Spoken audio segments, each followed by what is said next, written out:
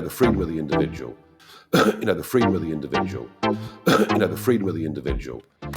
History is truly at a turning point. We do not yet know the full extent and the systemic and structural changes which will happen. If he does not know the full extent or the structural and the systemic changes that will happen. However, we do know that global energy systems, food systems, and supply chains will be deeply affected. How does he know? And it sounds like he knows for certain, global energy systems, food systems, and supply chains will be deeply affected. I mean, what it is, it's a hard left agenda, driven mostly by Marxism, which wants to abolish borders, abolish national identity. It doesn't really believe in national democracy as a concept, believes that we should sort things out at a bigger global level. Does he mean the Blue World Border? And it's been able to force its way because natural conservatives have just been cowardly. Does he mean all those small entrepreneurs that did not invest in their businesses when big corporations undercut them, the government stopped them trading and the banks foreclosed on their loans because they were solvent? Does he mean those cowards? The freedom of the individual, the freedom of the individual, the freedom of the individual. And by the way, I mean, do you remember just 3 or 4 years ago, modern monetary theory? Do you remember that? Modern monetary theory. We can borrow as much as we want as a government, or a company, or a person, because interest rates are zero. Modern monetary theory. Money grows on trees.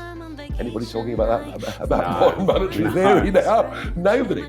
The Blue World Border is still printing money and bailing out banks with it, by paying off the debt racked up by failing banks and selling the profitable parts to J.P. Morgan for peanuts. He's right though, no one is talking about printing money out of thin air, because the Blue World Border owns all mainstream media and all actors with an audience greater than 100 people. The sharing of biased and false news has become all too common on social media. More alarming, some media outlets publish these same fake stories without checking facts first. The sharing of biased and false news has become all too common on social media. More alarming, some media outlets simply aren't true without checking facts first. Unfortunately, some members of the media use their platforms to push their own personal bias and agenda to control exactly what people think, and this is extremely dangerous to our democracy. The freedom of the individual. The freedom of the individual. The freedom of the doctor, individual. How will you be processing and showcasing this reprogramming for us? Because we'd like to know the U.S. government seized First Republic Bank on May 1st and struck a deal to sell the bulk of its operations to J.P. Morgan.